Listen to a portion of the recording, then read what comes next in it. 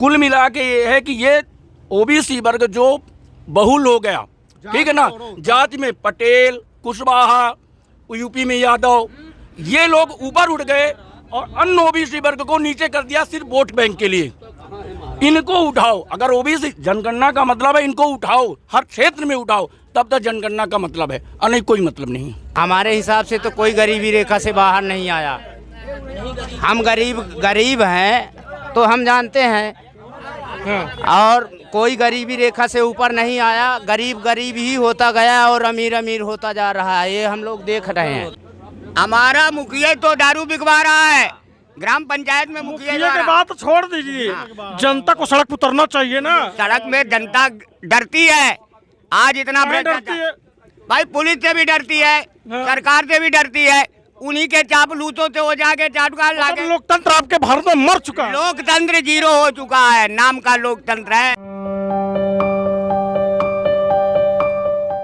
बिहार में जातिगत जनगणना हुई, तो जातिगत जनगणना होने के बाद से ये पूरे राज्य में मांग उठने लगी है कि हर एक स्टेट में जाति जनगणना होनी चाहिए। तो बिहार में जाति जनगणना हुई तो उसके आंकड़े आए हैं, अत्यंत पिछड़ा वर्ग जो है 36% बिहार में, और पिछड़ा वर्ग जो है 27%, यानी पिछड़ा वर्ग जो है हर पूरे देश को मिलाकर कहा जाए आधी आबादी से ज़्यादा बिहार में भी ये करीब 55% से ज़्यादा पूरा कर चुका है। तो जाति जनगणना कराया जाना कितना सही होगा, ये मेरा सवाल है। जाति जनगणना अगर कराया भी जाएगा तो क्या देश में, राज्य में एक तरह से जातिवादी राजनीति को बल मिलेगा, आपको लगता है मिलेगा? जाति जनगणना का मतलब क्या है? देश का, उस समाज, उस तबके का विकास। मान लीजिए जैसे जाति की जनगणना हुई, अब जाति सुना जैसे मान लीजिए जाति गणना हुई, अब ओबीसी में जैसे कुशवाहा समाज, हमारे एमपी में कुशवाहा समाज, पटेल वर्ग, ये ऊपरी तबके के हैं।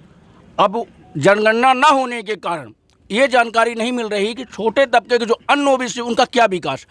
ये जो ओबीसी वर्ग है, ये राजनीति के कारण अन्य ओबीसी वर्गों को दबा के रख के अपने को ऊपर उठा लिया और इनको नीचे चिन्हों में वोट की राजनीति के तहत इनका उपयोग किया। जाति जनगणना का मतलब ये है कि जो पिछड़ा, मानसिकता, शिक्षा में एक्स्ट्रा लूज, कमज़ोर वर्ग है, उसको उठाया जाए। जाति गणना बहुत सही है, उसको कराना चाहिए, लेकिन सही करानी चाहिए। बिहार में जाति गणना सही नहीं हुई। अगर सही जनगणना, भाई अधिक और कम से मतलब नहीं है। अगर जैसे मान लीजिए ओबीसी ज़्यादा है, ओबीसी ज़्यादा का मतलब क्या है कि ओबीसी को वोट ज़्यादा दे दी जाए, यह है जाति गणना का मतलब? नहीं। इनके शिक्षा का स्तर क्या है? भाई जैसे हमारे गांव में केवट है, अन्य ओबीसी वर्ग में बहुत से अशिक्षित हैं, ये ओबीसी वर्ग उनको, अपने को, पटेल वर्ग सबसे ज़्यादा वोटिंग में है तो अपने को वही लेता है राजनीति में। अन्य केवट को क्यों नहीं मिल रही, साहू को क्यों नहीं मिल रही? अगर राजनीति में भी इसका प्रयोग किया जाए, कुल मिला के ये है कि ये ओबीसी वर्ग जो बहुल हो गया, ठीक है ना, जाति में पटेल, कुशवाहा, यूपी में यादव, ये लोग ऊपर उठ गए और अन्य ओबीसी वर्ग को नीचे कर दिया सिर्फ वोट बैंक के लिए। इनको उठाओ, अगर ओबीसी जनगणना का मतलब है इनको उठाओ, हर क्षेत्र में उठाओ, तब तक जनगणना का मतलब है, और नहीं कोई मतलब नहीं है मेरे हिसाब से। ये बताने से मतलब नहीं है, ये बताने से मतलब तो भाई भाई में ही अलग हो जाते हो, तो क्या मतलब ये भाईचारा बताने का कि हम 90 हैं, 80 हैं, 100 हैं।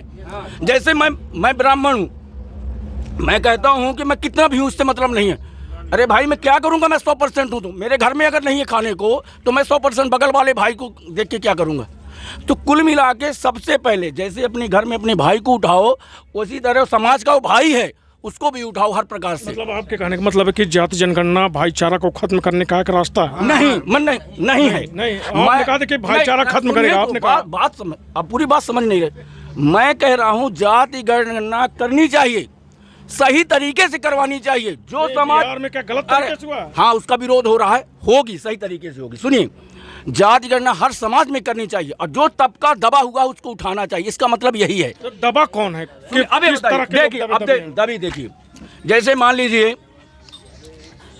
अपने यही क्षेत्र में लगे पटेल वर्ग अपने को कहता मैं ओबीसी हूँ, किसके लिए? कुशवाहा समाज कहता मैं ओबीसी हूँ, किसके लिए? सिर्फ वोट के लिए। इसके बाद अब वोट के बाद फिर कितने ओबीसी वर्ग ओबीसी के घर जाकर जांच करवाते हैं उसकी कि भाई आप कमज़ोर हो, आप ओबीसी वर्ग हो, आप शिक्षा में कमज़ोर हो, आप घर से कमज़ोर हो, आपकी बेटी या बहन बेटियों की शादी में कोई रुपया पैसा नहीं है, क्या हेल्प करूं आपकी? कोई समाज पूछता है आके? कुल मिला के जनगणना का मतलब यही है कि आप उठाओ तो समाज उठ जाएगा। तो अपने आप पूरा ये जो 20% 10% की बात हो रही है, जब समाज का हर परसेंट उठ जाएगा मानसिकता से, धन से। आज उठने का मतलब सिर्फ धन से, सुनो, गरीबी का मतलब यही है, पैसा आ गया मतलब उठ गए आप। अब पैसा कब आएगा? जब शिक्षा का स्तर ऊंचा होगा। तो शिक्षा का स्तर कब ऊंचा होगा? जब ये समाज जो बता रहे हैं कि मैं 20% नहीं 100% हूँ, जैसे भाई साहब ने कहा मैं 90%, ये 90% का फायदा क्या दे रहे हैं? ये उठ के क्या काम करवाने के लिए फिर वो छोटी, अरे बात एक कर रही है, एक उदाहरण के लिए मैं उनको ले लिया, भाई है अपने बड़े, इसलिए मैं ले लिया। अब ये क्या किए? मान लो ओबीसी है, ये दूसरे ओबीसी से क्या कराएंगे जाकर? ट्रैक्टर चलाओ, मजदूरी करो, खेत काटो। ये क्यों नहीं कहते कि आप मेरी तरह ट्रैक्टर ले लो? मानसिकता को अपने समाज के हर व्यक्ति को उठाना ही सबसे बड़ा इसका वो है मेरे हिसाब से। अब अन्य लोगों से आप नहीं, जाति जनगणना कराए जाने के अच्छा है कि आर्थिक रूप से कमजोर और या मजबूत लोगों के बीच जनगणना कराई जानी चाहिए, जैसा कि ईडब्ल्यूएस कोटा आया। सुनिए अब आपको अच्छे बताते हैं। नहीं, ईडब्ल्यूएस कोई भी कोटा हो, चाहे ईडब्ल्यूएस का कोटा हो और चाहे एसटी/एससी का कोटा हो, चाहे कुछ, हकीकत में ईडब्ल्यूएस में भी पात्रता उसी को होनी चाहिए जो उसके योग्य है। ओबीसी में भी उसी को पात्रता होनी चाहिए जो उसके योग्य है। जैसे ओबीसी में जो मानसिकता के रूप से मैं बताया ना, अपने विंध्य रीजन में पटेल वर्ग, कुशवाहा वर्ग सबसे ज़्यादा ऊपर उठ चुका है। तो अब इसका प्रयोग किसके में किया जाए? जो नीचे तबके का लोग है उसी समाज में, उसको उठाने के लिए। इसी तरह ईडब्ल्यूएस, जैसे हमारे में अगर मैं उस पात्रता के मैं ईडब्ल्यूसी में नहीं हूँ तो मुझको उस पात्रता को ना ईडब्ल्यूएस नहीं मिलनी चाहिए मेरे को। मैं ये बोल रहा हूँ उस ब्राह्मण को मिलना चाहिए, उस बनिया को, उस ठाकुर को मिलना चाहिए जो उसके अंतर्गत आता है। अब तो ये बताइए, तहसीलदार भी ईडब्ल्यूएस में आता है, समान वर्ग। क्या मतलब निकला फिर ईडब्ल्यूएस का? ईडब्ल्यूएस कमजोर वर्ग के लिए है। तो अगर कमजोर वर्ग के लिए है तो कमजोर वर्ग को लाओ। कमजोर वर्ग आएगा तो वो तहसीलदार वो बन जाएगा। अगर तहसीलदार का लड़का आ रहा है ईडब्ल्यूएस में तो वो तहसीलदार बन जाए तो ये क्या करेगा फिर? कुल मिला के कोई भी करवाओ, लेकिन छोटे तबके से। हर समाज में छोटा तबका है, मतलब दबा हुआ, कुचला हुआ, हर समाज में, उसको उठाने के लिए इसका प्रयोग करना चाहिए। ये इसके लिए नहीं कि 8 डबल इंजन की सरकार, लाला 8 डबल इंजन की सरकार है। क्या डबल इंजन की सरकार में ये सब कुछ स्थितियां जो अपन बताए कि सबका अधिकार बराबर मिलना चाहिए, पात्रता के आधार पर जातिगत जनगणना ये करना उचित है। जातिगत जनगणना के आधार पर हमको सभी जाने मिल जाएंगे कि कितनी जाति कितनी है, इसका निर्णय ये सही है। लेकिन जातिगत निर्णय के आधार पर इसके अलावा जब नहीं हुआ, आज की तारीख में मैं ये निर्णय देता हूँ कि ये जो जातिगत आधार पर मूल्यांकन हो रहा है, जनगणना हो रही है, वो सही हो रहा है। लेकिन जातिगत आधार के आज जो स्थिति चल रही है, क्या गरीबों की सरकार, मैं बोलता हूँ कि मोदी जी प्रधानमंत्री है, डबल इंजन की सरकार है, क्या डबल इंजन की सरकार में हम सभी को अपने वास्तविक पात्रता के आधार पर क्या सही अधिकार प्राप्त है? नहीं है, नहीं प्राप्त है। नहीं, कैसे कह सकते हैं कि नहीं प्राप्त है? इसलिए नहीं कि आज गरीब वर्ग का व्यक्ति दर दर की ठोकर खा के कोरे कागज लेके तहसील का चक्कर लगा रहा है, उसका गरीबी में चैन नहीं हो रहा। अब बड़ा व्यक्ति जो है, धुरंधर, जो गरीबी रेखा से ऊपर है, वो गरीब की योजनाओं का सही लाभ ले रहा है। इसका ध्यान मोदी जी की सरकार ने, ये डबल इंजन की सरकार ने इसका आज तक मूल्यांकन नहीं किया।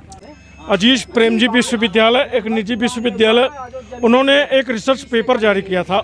हाँ, उस रिसर्च पेपर के मुताबिक हमारे समाज में या हमारे जाति में आज मध्य प्रदेश में आज ऐसी स्थिति का निर्माण हुआ है कि लोग जो है 65% लोग जो है अपने जाति के, अपने समाज के लोगों को वोट करना चाहते हैं। इसमें हम कैसे बदलाव की जो मानसिकता की बात होती है कि समझ जातिवादी से इतर लोगों को देखना चाहिए, तो क्या आपके क्षेत्र में भी ऐसा है कि लोग अपने समाज को, अपने जाति के लोगों को वोट करना चाहते हैं? आपके क्षेत्र में भी है? नहीं, हमारे क्षेत्र में भी कुछ ऐसी जातियां हैं जो जातिगत आधार पर वोट करती हैं, लेकिन ऐसा होना उचित नहीं है।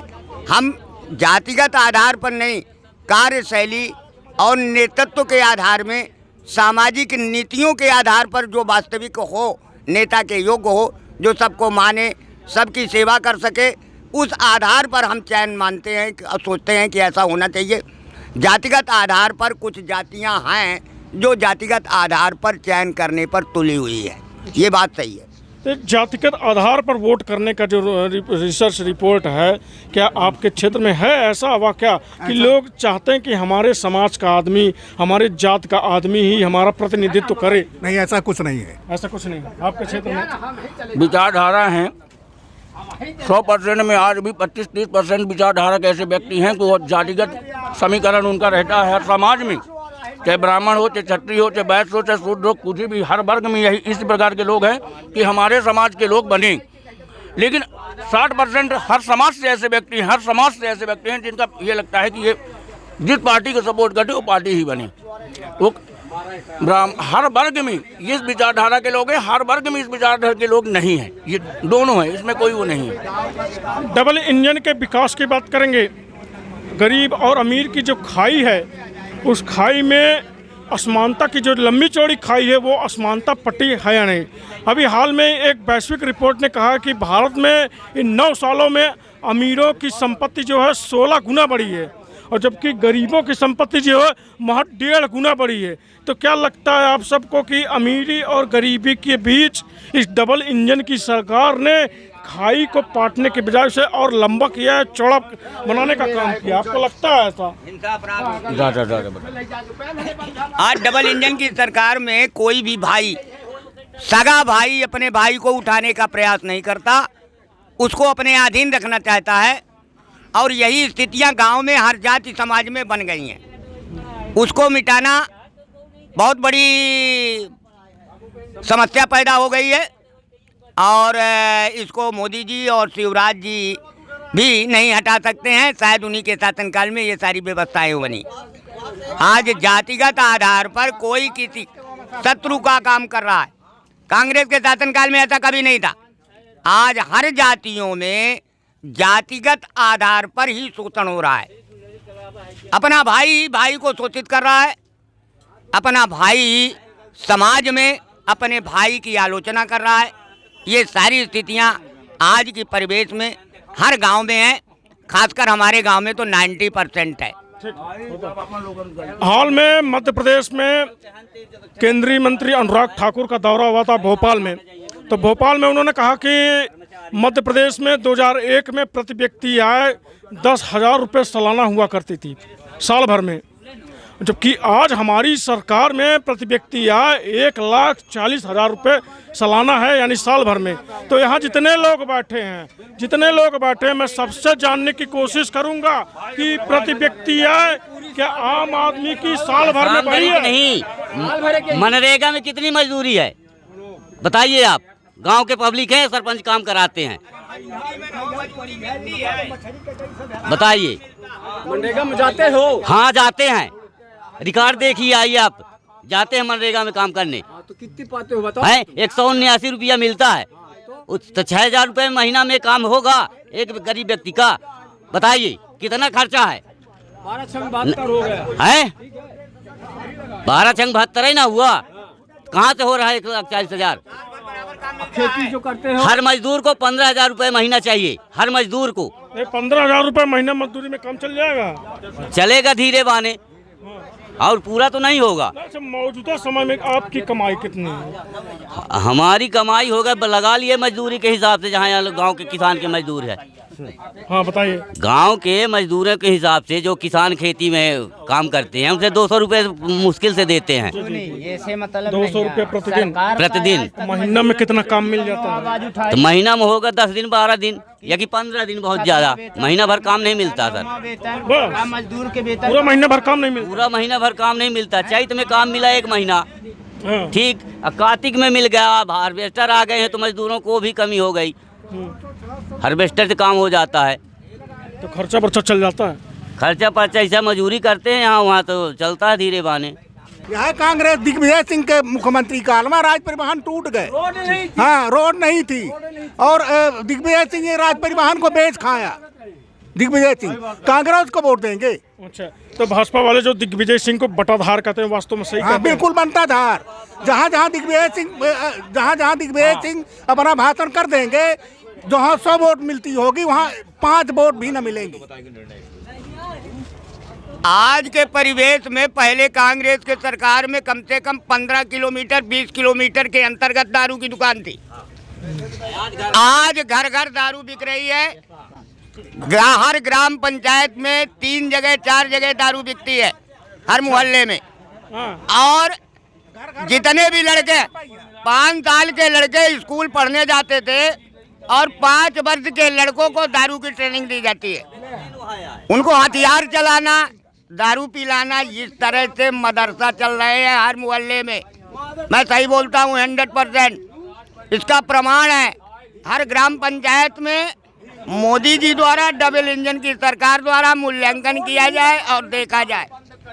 आज गांव में दारू के दुकानें 8-8 किलोमीटर में, वहाँ से नंबर 2 की दारू घर घर हर गांव में हर मोहल्ले में बिकती है। दारू के लिए पुलिस को कमीशन चाहिए। तो मोहल्ले के लोगों को तो मना करना चाहिए, विरोध करना चाहिए। मोहल्ले के लोग तो खाने पीने के लिए पाते हैं, अपन आराम से आए। दारू चाहिए, मुर्गा चाहिए, मटन चाहिए। जब आपका मुखिया जन विरोधी होगा, ठीक है, उसका हर काम जन विरोधी होगा, तो आप विरोध करने सड़क पर उतरेंगे ना? हमारा मुखिया तो दारू बिकवा रहा है ग्राम पंचायत में। मुखिया की बात छोड़ दीजिए, जनता को सड़क पर उतरना चाहिए ना। सड़क में जनता डरती है। आज इतना भ्रष्टाचार, भाई पुलिस से भी डरती है, सरकार से भी डरती है। उन्हीं के चापलूसों से हो जाके चाटुकार लाके। लोकतंत्र आपके भारत में मर चुका है। लोकतंत्र 0 हो चुका है। नाम का लोकतंत्र है, विधवा है लोकतंत्र। लोकतंत्र विधवा नहीं, विधवा का नहीं, शिखंडी हो चुका है लोकतंत्र। शिखंडी हो चुका है। शिखंडी हो चुका है लोकतंत्र आज के परिवेश में। अच्छा, शिखंडी किस आधार पर कह रहे हैं हमारा भारत लोकतंत्र शिखंडी हो चुका है? आप बताइए। जहाँ कानून न हो, हर जगह जो भी चाहे वो करते रहे, कोई स्थान निश्चित न हो। कानून हमारे, सुनिए, आप बात कर रहे हैं कानून की। हमारे भारत में एक ऐसा संविधान है, उस संविधान की नींव को भी कोई नहीं हिला सकता। ये बात सही है कि हमारे देश का संविधान है, उसकी नींव को कोई नहीं हटा सकता। लेकिन जो इस देश की शासन प्रणाली है, उसके कारण कानून भी लाचार हो चुका है। अगर शराबबंदी की बात होगी, शराबबंदी होगी तो दुष्परिणाम बिहार का होगा। बिहार जैसा हत्र MP में होगा, अपनों को खोने का गम भी होगा। तो दारू के ठेके जो खोले जा रहे हैं, उसके समाधान के लिए आप क्या कहना चाहते हैं? अगर दारू उसको जा करके 50 किलोमीटर दूर पड़ेगी तो शायद वहाँ नहीं जाएगा, वो दारू नहीं पाएगा। तो दारू की समस्या, जितनी ज़्यादा सुविधा रहेगी दारू की, उतनी ज़्यादा ये मानसिकता रहेगी। अगर दारू बिल्कुल बंद हो जाएगी तो निश्चित रूप से 100 में 1 ही दारू पी पाएगा, 99 तो बचेंगे। आज छोटे 100 में से 1 दारू पिएगा, 1 दारू पिएगा, ये निश्चित है। मैं गारंटी नहीं देता हूँ। MP दिल्ली की सीमा से लगता है, UP की सीमा से लगता है, और जहाँ दोनों जगह खुली तौर पर दारू बिकती है। आर्थिक दृष्टिकोण से जो मजबूत होंगे वो चाहे जहाँ से पिए, लेकिन गरीबों के पास क्या है? कुछ नहीं है। वो दारू नहीं पाएगा, नज़दीक अगर नहीं मिलेगी तो वो उपलब्ध ही नहीं होगी, तो बेचारा नहीं पिएगा। शिक्षा का स्तर बढ़ेगा, हारी भ्रष्टाचार घटेंगे। ये दारू पी के जो इसकी उसकी बहन बेटियों के साथ छेड़खानी करते हैं, वो टोटल बंद हो जाएगा।